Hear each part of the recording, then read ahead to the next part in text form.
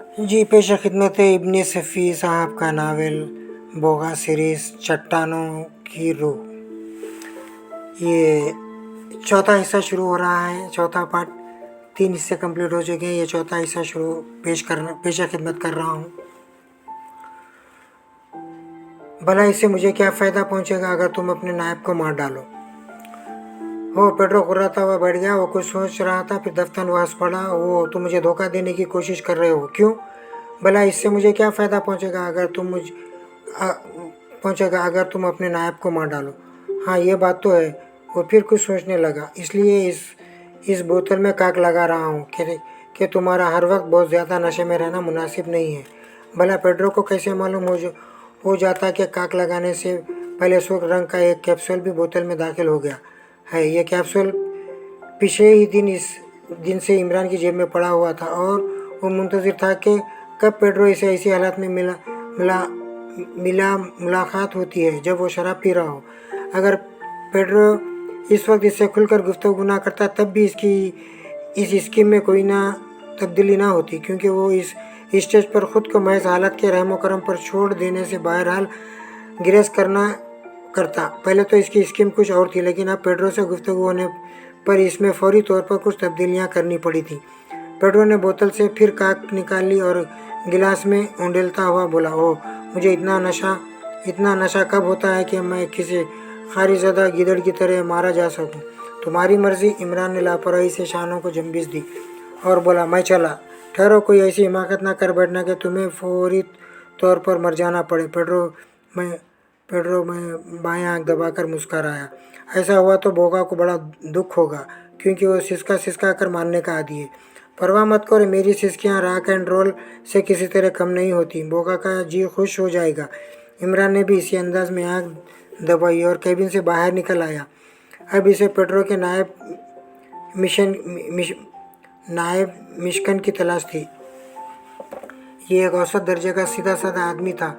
इसमें कोई ऐसी बात नहीं थी जिसकी बना पर लोगों की तवज्जो खुसूसियत से इसकी तरफ मजबूल होती। वो ज़्यादातर खामोश अलग थलग ही देखा जाता था। हेलो लेफ्टिनेंट, इमरान ने इसे मुतवज्जो किया। हेलो, ये पेड्रो को क्या हो गया है? मुझे तो बड़ा खौफ मालूम होता है, इमरान ने मिसमिसी सी शक्ल बनाकर कहा। क्यों? सुबह से मुझे हेनरी को बारी बारी से बुलाकर बोर कर रहा है। क्यों? कभी मुझसे कहता है कि तुम डरीला को फांसी लोगे, और कभी हेनरी से यही कहता है, मैं तुम्हें जानता हूँ कि डरीला कौन है? डरीला, हाँ, वो इसके खादिमा है। लेकिन वो तुमसे ऐसी बातें क्यों करता है? मशकन ने कुछ सोचते हुए कहा।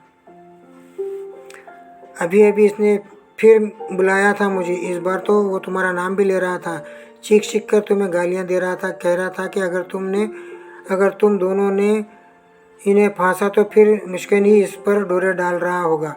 क्या बेदगी है? मिशकन ऐसे ऐसे बड़बड़ा। खुदा जाने, इमरान ने शानों को जंबिश दी।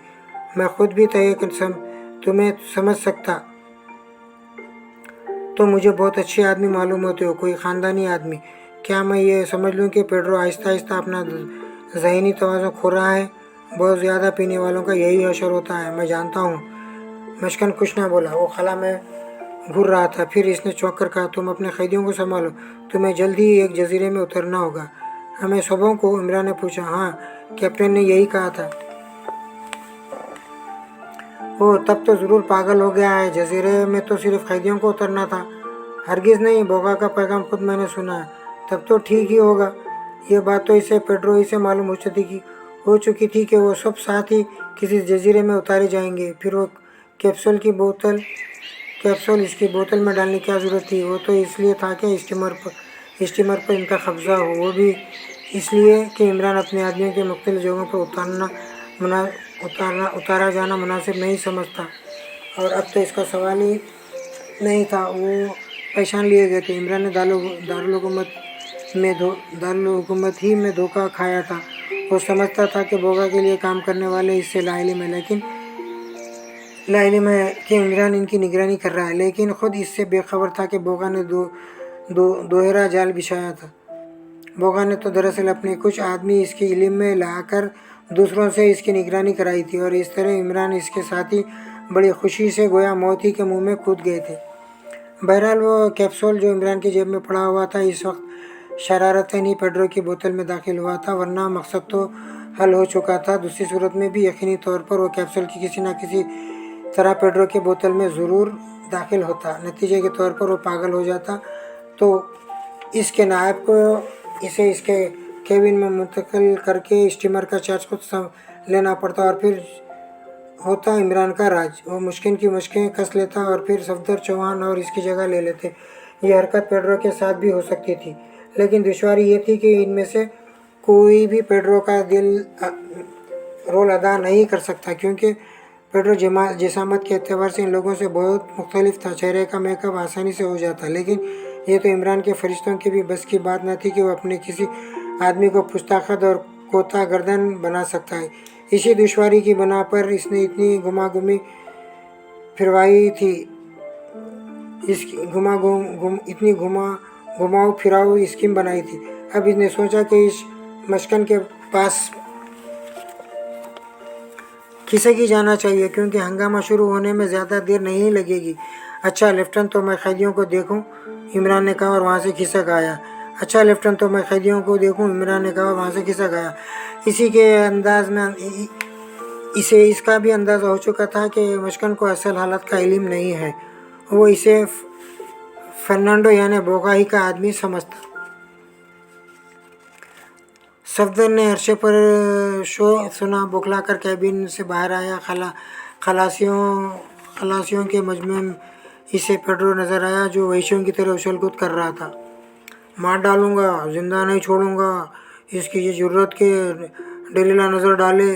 दूसरी तरफ मशकन का भूंचका खड़ा था और दोनों के दरमियान कुछ मजबूत जिस्मों वाले खलासी हामिल थे। सचमुच ऐसा ही मालूम हो रहा था जैसे पेड्रो मशकन को मार ही डालेगा। फिर इसने इमरान को भी अपने केबिन से निकलते देखा और सफदर तेजी से इसके पास पहुंचा। पेड्रो चीख रहा था, ड्रीला को लाओ, बुलाओ इसे, अगर वो भी मैं इसे भी गोली मारूंगा। हटो तुम लोग सामने से, वरना मैं एक एक को खा जाऊंगा। वो खलासियों पर हाथ चलाने लगा और मशकन ने चीख कर कहा, यह पागल हो गया, इसे पकड़ लो वरना ये हमें बर्बाद कर देगा। जो खलासी दरमियान में आ गए थे अच्छी तरह पिट गए थे, क्योंकि पेड्रो किसी अड़ने भैंसे की तरह मजबूत था और इसके घूंसे यकीनन ऐसे ही रहे होंगे जिनसे जबड़े हिल जाए। चोट खाए हुए सियाफाम खलासी भी बरहम हो गए और उन्होंने इसे बेबस कर देने की कोशिश शुरू कर दी। ये क्या हो रहा है? सफदर ने पलकें झपकाई। इश्क हो रहा है, इमरान ने बड़ी मासूमियत से जवाब दिया। और ड्रीला से मोहब्बत करता है, इसके बगैर जिंदा नहीं रह सकता। लेकिन दुश्वारी यह है कि ड्रीला के अब्बा जान मशकन के वो पसंद करते हैं। अगर तुम अम्मा जान तक पहुंच सको तो तुम्हारा मुस्तकबिल महफूज हो सकता है। कहीं ये झगड़ा हमारे मामले को खटाई में न डाल दे। सफदर बड़बड़ाया, नहीं, हमारा मामला खटाई या सोंधी मिट्टी वाले मामले से बिल्कुल अलग है, खुदा का शुक्र है। सफदर इस झगड़े को बड़ी दिलचस्पी और बड़ी तवज्जो और दिलचस्पी से देख रहा था। इसे क्या इल्म था कि बी जमालों के अब्बा जान इसके करीब ही खड़े बस में पड़ी हुई चिंगारी के कारनामों से महसूस हो रहे हैं। मशकन भी कमज़ोर नहीं है, इमरान ने सर हिलाकर कहा, मगर इसका हाजिमा कुछ ख़राब मालूम होता है। अरे वो देखो, इन लोगों ने तो पेड्रो को ही गिरा ही लिया, वो भी। वाह भाई, तुम कहाँ हो डेला डार्लिंग, मैं जानता हूँ कि तुम सिर्फ मुझसे ही मोहब्बत कर सकती हो। पेड्रो और मशकन दोनों ही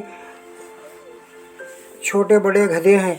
सफदर चौंक कर इमरान को घूरने लगा, मगर इसके चेहरे पर हिमाकत के अलावा और क्या मिलता। फिर भी सफदर कुछ गैर मुतमईन सा नज़र आने लगा। खलासी पेड्रो को उठाए हुए इसके केबिन की तरफ ले जा रहे थे। शायद वो बेहोश हो गया था। लिबास तो तार ही था। ऐसा मालूम हो रहा था जैसे उन्होंने कोई लाश मुर्दार खौर परिंदों के नीचे से छीनी हो।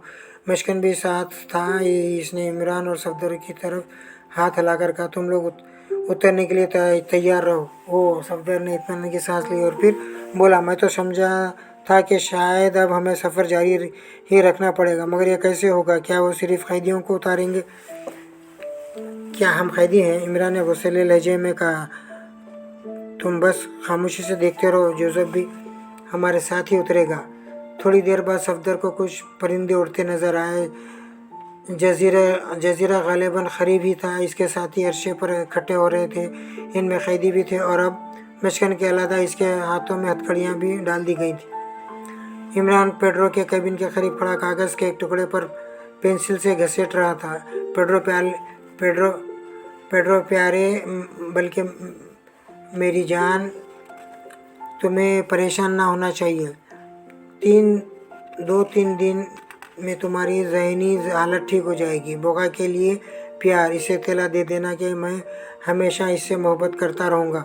इमरान कागज़ को तय करके इसने दरवाजे की छड़ी से केबिन में डाल दिया और फिर तेज़ी से चलता हुआ अर्शे पर आया। यहाँ इसके साथी भी मौजूद थे। स्टीमर रुक गया था और एक बड़ी कश्ती नीचे उतारी जा रही थी। जजीरा यहाँ से शायद 2-3 फरलांग के फासले पर था, लेकिन वो कोई रेगिस्तानी जजीरा नहीं मालूम होता। इतनी दूर से भी सिर्फ सरसब्ज दरख्त ही नज़र आ रहे थे।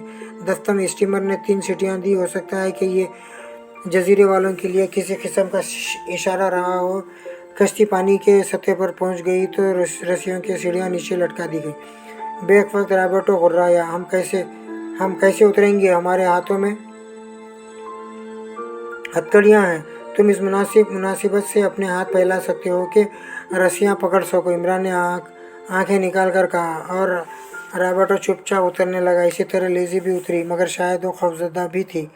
इसके बाद जोसेफ भी सीढ़ियों की तरफ बढ़ा। तुम कहाँ? मुश्किल ने इसे टोका, लेकिन इमरान की हिदायत के मुताबिक जवाब तैयार था। जोसेफ ने हैरत से पलकें झपकाई और बोला, क्यों? कैप्टन ने मुझसे यही कहा था। हाँ, इमरान ने सर हिलाकर तायद की, इससे हमारे साथ ही उतरना है, पेड्रो ने कहा। मेरे सामने की बात ख़त्म हो गई थी और जोसेफ इत्मीनान से नीचे उतरता चला गया था। कश्ती साहिल की तरफ रवाना हो गई। ये मोटर बोट थी और इस पर जहाज़ के हमले के 4 मुसल्लह आदमी भी मौजूद थे। साहिल तक पहुंचने में ज़्यादा देर नहीं लगी। पानी फिर भराई हुई ककारें, पथरीली चट्टानें और किनारे से अंदर की तरफ ज़मीन बतरे सतह समंदर से ऊंची होती गई थी। इतनी ऊंची कि शायद दोनों औरतों को तो कोई पैमाई का मज़ा आ जाता। वो सामान समेत उतार दिए गए और मोटर बोट फिर स्टीमर की तरफ मुड़ गई। जल्दबाजी की ज़रूरत नहीं, इमरान ने कहा, हम कुछ देर यहीं ठहरेंगे। वो एक जानिब बैठ गए। इमरान के अलावा शायद ही कोई ऐसा हो जिसकी पेशानी पर गहरे तफक्कर की निशानियाँ ना रही हों। मुझे हैरत है कि आखिर जोसेफ को कैसे हमारे साथ उतरने की इजाज़त मिल गई। कुछ देर बाद रॉबर्टो ने कहा और इमरान सर हिलाकर बोला, अभी इसका तस्करा ना छोड़ो, वरना यहीं तड़ से गिरोगे और मारे हैरत के मर जाओगे। इन्होंने देखा कि स्टीमर हरकत में आ गया है और फिर थोड़ी देर बाद इसका बाला हिस्सा भी नीले आसमान और नीले पानी के दरमियान गुम हो गया। चलो अब, इमरान उठता हुआ बोला, हमारी हथकड़ियाँ खोलो।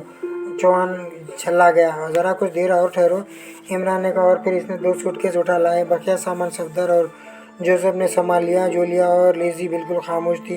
हो सकता है जूलिया को इस दौरान में इमरान पर ताव भी आया हो, लेकिन वो खामोश ही रही थी। इमरान फ़िलहाल इन्हें ये नहीं बताना चाहता था कि वो खुद ही बोगा के जाल में फंस गया, इसीलिए इसने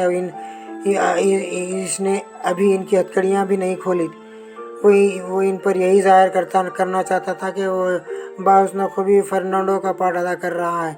अगर नहीं इन्हें हकीकत का इल्म हो जाता तो शायद इस जगह से हल ही ना सकते और रॉबर्टो की वदानत में तो इसकी ज़िंदगी के आखिरी लम्हात होते। चढ़ाई ज़्यादा तकलीफदा नहीं थी। ऊपर पहुंचकर इन्हें दूसरी तरफ घना जंगल नज़र आया और एक जोसेफ बड़े बड़बड़ा, अरे मैं तो मर ही गया बास। क्यों? इमरान इसे घूरने लगा। ये कोई वीरान जजीरा मालूम होता है बास। चलो ये तो और भी अच्छी बात है। रॉबर्टो ने गुस्सेले लहजे में कहा, अब यहाँ एड़ियाँ रगड़ कर मर जाएंगे। बकवास मत करो। अगर बोगा हमें मारना ही चाहता था तो इतनी दूर खींच बुलाने की क्या ज़रूरत थी? वो हमें सिसक कर मरता हुआ देखेगा। रॉबर्टो ने कहा। वो इसी जगह रुक गए थे। एक बार चौहान ने कहा, मुनासिब ये होगा कि हम फिर नीचे उतर जाएं। जंगलों में घुसना बेहतर ना होगा। इधर तो मैं बिल्कुल ही मर जाऊंगा। जोसेफ ने भराई हुई आवाज़ में कहा। क्यों? इधर खारे पानी के अलावा और क्या है? और जंगल में तुम्हारे बाबा ने डिस्टिलरी खोल रखी है। इमरान ने बुरा सा मुँह बनाकर कहा। वहाँ मैं कुछ ना कुछ तलाश ही कर लूँगा बास। जोसेफ गड़गड़ाया, मेरा नशा उखड़ रहा है हो अच्छा, इमरान कुछ सोचता हुआ बोला, क्यों ना सिर्फ मैं जाऊं और जोसेफ भी मेरे साथ होगा। अच्छा तुम लोग यहीं ठहरो, शायद हम लोग इधर मुनासिब जगह तलाश कर सकें। इसने दोनों सीट के ज़मीन पर रख दिए और इन्हें खोल डाला। इनमें छोटी छोटी नालियों वाली ताकतवर राइफलों और कारतूसों के अलावा कुछ नहीं था। इसने इसने दो राइफलों की नालें कंधों पर फिट की और कुछ कारतूस लिए और जोसेफ के साथ दूसरी तरफ जंगल में उतर गया। फिर अंधेरा फैलने लगा। इन दोनों का कहीं पता न था। सफदर की उलझन बढ़ गई। दोनों दूसरे लोग भी भी बोर हो रहे थे। हथकड़ियों की कुंजियां सफदरी के पास थी। इसने रॉबर्टो, लेजी और चौहान को आज़ाद कर दिया है। बकिया तीन राइफलें भी दुरुस्त कर ली। रॉबर्टो खोपड़ी से बाहर हो रहा था। इसने सफदर से कहा, आखिर तुम लोगों को ऐसे दीवाने आदमी से क्या निपटी है? तुम अपने काम से काम रखो। सफदर झिंझला गया। जहन्नुम में खींच लाया है? रॉबर्टो बड़बड़ाया। क्यों आए थे? इनकार कर दिया होता वो तुम्हें मजबूर ना करता। बस हिमाकत हो गई। बस शायद इसी तरह मौत आनी है, वरना अव्वल तो भोगा की कैदी को रिहाई नसीब नहीं होती, और अगर कोई निकल भी गया तो फिर वो भोगा की तरफ रुख करेगा। तौबा करो, मुझे तो इस बेचारी पर रहम आता है। वो जूलिया की तरफ देखकर खामोश हो गया। अपनी बेचारी पर नज़र रखो तो बेहतर है, जूलिया ने गुस्सेले लहजे में कहा। यह तो ज़बरदस्ती आई है। भोगा की लड़की ठहरी। रॉबर्टो के लहजे में फ़र्क था, मगर इसके हाथ तो ऐसे नहीं मालूम होते कि राइफल ही संभाल सके। जूलिया ने तंजिया लहजे में कहा। फिर वो करीब था कि लेजी और जूलिया भी झड़प हो जाती। सफदर ने बीच बचाव कर दिया। क्या तुम सब पागल हो गए हो? ये देखो कि हम किन हालात से दो चार हैं। इमरान और जोसेफ अभी वापस नहीं आए। मैं तो यहाँ बेकार नहीं बैठ सकती। जूलिया ने कहा, पता नहीं इन दोनों पर क्या गुजरी। वो सचमुच परेशान नजर आ रही थी। मैं भी यही सोच रहा हूँ, हमें देखना चाहिए, सफदर बोला। चौहान ने कहा, तुम जाओ, मैं इन लोगों को यहाँ देखूंगा। बाएं जा रहा हूँ, तुम यहाँ ठहरो। ओ क्या, मैं खुद अपनी हिफाजत नहीं कर सकता? रॉबर्टो को ताऊ आ गया। तुम बहुत तेज मिजाज हो दोस्त। चौहान ने इसके शाने पर हाथ रखकर कहा, धोखा खाओगे खाओगे यहीं ठहरो, तावक्ता कि हम कोई ठिकाना ना तलाश कर लें। मैं भी जाऊंगी सफदर के साथ। जूलिया उठ गई। रॉबर्टो ने बुरा सा मुंह बनाकर कहा, जो दिल चाहे करो, मेरी राह अब अलग है। मैं भी किसी दीवाने का शिकार हूँ। एक मतलून मिजाज और गैर संजीदा आदमी क़यादत पर भरोसा कर लिया। तुम सब जाओ, मैं और लेजी हर हाल में यहीं ठहरेंगे। चौहान तुम यहीं ठहरो। सफदर का लहजा नाखुशगवार था। रॉबर्टो अब हमारा कैदी है। क्या कहा? रॉबर्टो घुर्राया। खफा होने की ज़रूरत नहीं है दोस्त, चौहान इसके शाने पर हाथ रखकर नरम लहजे में बोला। हम इमरान के चार्ज में दिए गए हैं, और ये इमरान का हुक्म है कि हम जिंदगी के आखिरी लम्हे तक तुम दोनों की हिफाजत करें। रॉबर्टो कुछ न बोला। सफदर नशेब में उतरने लगा। जूलिया को इन दोनों ही ने रोका था, लेकिन वो ना मानी। सफदर के हाथ में टार्च थी। तुमने बुरा किया, तुम्हें वही ठहरना चाहिए था, सफदर ने कहा। लेकिन वो इसके जुमले पर ध्यान दिए बगैर अज खुद दरफ्तगी के आलम में बोली, वो सचमुच दीवाना ही है, कहीं किसी मुसीबत में ना पड़ गया हो। सफदर कुछ ना बोला। इसे जूलिया के एहसासात का अंदाज़ा था। वो जानता था कि वो इमरान के लिए क्या कुछ नहीं कर सकती। वो चलते चलते रुक गया। उलझन की बात ही थी, आखिर जाता किस तरफ? ये भी तो नहीं मालूम था कि जजीरे का फैलाव कितना है। पूरा जजीरा जंगलात ही पर मुश्तमिल है, या यहाँ कोई बस्ती भी है? पता नहीं। वो दोनों किधर गए हों। दफ्तर से स्टीमर की 3 सीटियाँ याद आई, जिनका अंदाज़ा इशारा करता था। अगर वो किसी किस्म का इशारा ही था तो किसके लिए? जाहिर है कि जिसके लिए भी वो इशारा था, इसकी राज आसपास ही कहीं होगी।